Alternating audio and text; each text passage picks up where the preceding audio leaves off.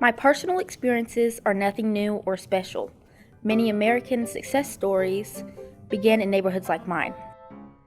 Fortunately for me and my psyche, it did not register with me that I was poor. Most of the people in my neighborhood were in the same boat as I. For the most part, we had no fancy clothes, but we used soap and water to keep clean those we did have. We never went hungry because there was always a pot of pinto beans or Irish potatoes on the stove and chickens in the yard. I came from a one-parent home, almost never ate breakfast before going to school, and lived in the wrong zip code. But none of that affected my brain and ability to learn. My teachers expected me to do as well as anyone else. I don't remember being ashamed of the clothes I wore to school. Perhaps the title I received from a United States Congressman, Renegade SOB, has a ring of truth to it, and I wear it proudly. I have always been independent, but never aloof. I refuse to be pigeonholed in any area. When I became the first black member of the Knoxville Junior Chamber of Commerce in 1964, I was called a communist. When I, as a Democrat, voted for Republican Speaker of the Tennessee House of Representatives, I received the SOB moniker. This is the story I wanted to tell from the bottom up. During early spring, First Creek roared from its banks and forced residents close to it from their homes. Fortunately, my house was 2 blocks away from it, and on higher ground. Yet I was often inconvenienced by the floodwaters on my way to school or to the gym theater and had to find alternate routes. Growing up in the bottom was not greatly different from the normal growing up in other sections of town. Boys played ball, shot marbles, roller skated in the street, swam in the creek, hopped slow-moving freight trains, and occasionally played hooky from school. The girls played jacks, hopscotch, and jumped rope. On the way to school, I always walked down Florida Street to the rickety bridge that crossed the notorious First Creek. I could see rows and rows of outhouses along the way, but one of my stops when I had a nickel was at the Shady Corner Grocery at the corner of Florida and Campbell. It was a true mom-and-pop store owned by Julia and James Hicks. Mrs. Hicks may have realized I was truly needy and gave me things to do around the store. I stocked the shelves and went to wholesale stores to pick up sticks of bologna, cheese, and other items that I could carry.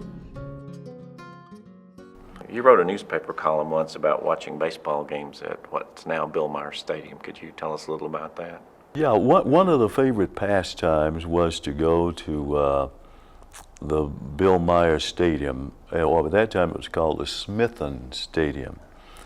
And it was real fun, and interestingly enough, both blacks and whites went. You know, as boys, we played with white boys, we played ball games, either as opposing teams or we had mixed teams. That was never a problem. But we would go to the stadium and lie down in a prone position and look through the knot holes at the baseball game at Smithen Stadium. And sometimes a ball would fly over the fence when there was either a home run or a foul ball. And if you got one of those balls and gave it to a ball chaser, you could get into the game free and watch the game. But that was no fun watching the game from the bleachers. The fun was watching through the knot holes. So usually when a ball came over the fence, and if we found a chance to grab it and run with it, that's what we did. And of course the ball chasers would run after us trying to get the ball. Because in those days, the Knoxville, I believe they were called the Smokies then, could not afford to lose baseballs from fouls and whatever, so they tried to retrieve them. I remember one time when the great pitcher Bob Feller came to Knoxville, and he was doing some kind of camp teaching boys how to pitch a baseball. We were left out of that because he visited the white institutions. I don't know whether it was the Boys and Girls Club or some organization, maybe the YMCA or some organization like that, where we as black kids were not permitted. So that was one that really bothered me. In the fall of 1952, my senior class moved to the new Austin High School building, and the old school became Vine Junior High School. I started a school newspaper and acted in at least 2 plays. I was campaign manager for a student who ran for student council president. Shortly after I started the newspaper, I decided to go to a Board of Education meeting to get a story. I may have become the story. I listened as the PTA from Vine Junior High School complained about the problems in the old building that I had just left a few months before. A board member answered the complaints by saying that they had to cut some corners and could not meet their demands. Those words really got to me, and I rose to make my first ever public remarks. "You have really cut too many corners at the new Austin High building," I said.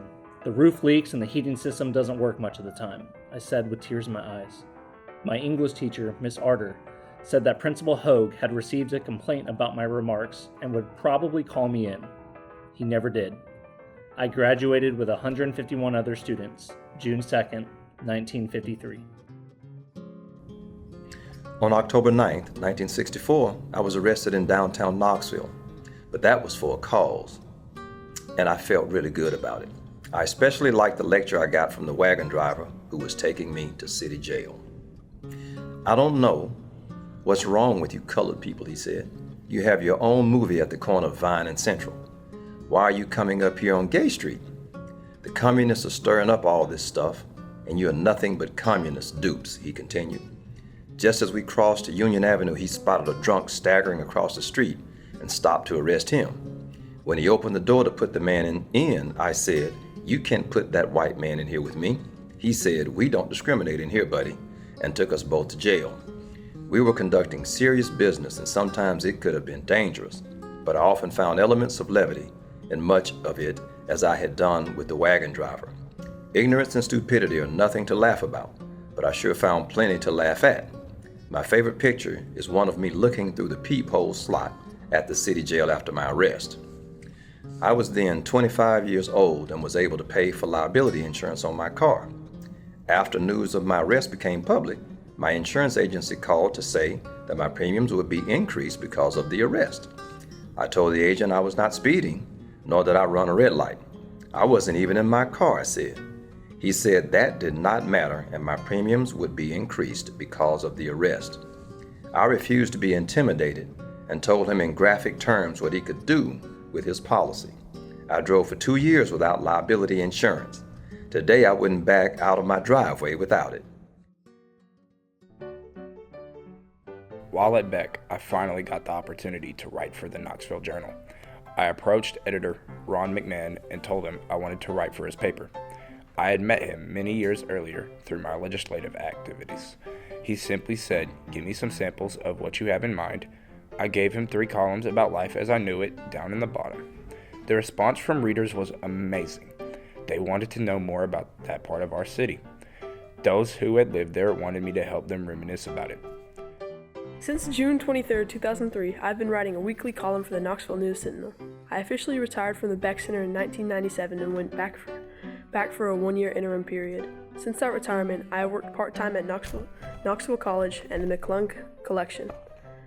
On February 12, 2009, the Knoxville City Council chose me to fill the vacancy on that body when Councilman Mark Brown resigned to become a Knox County Judicial Commissioner.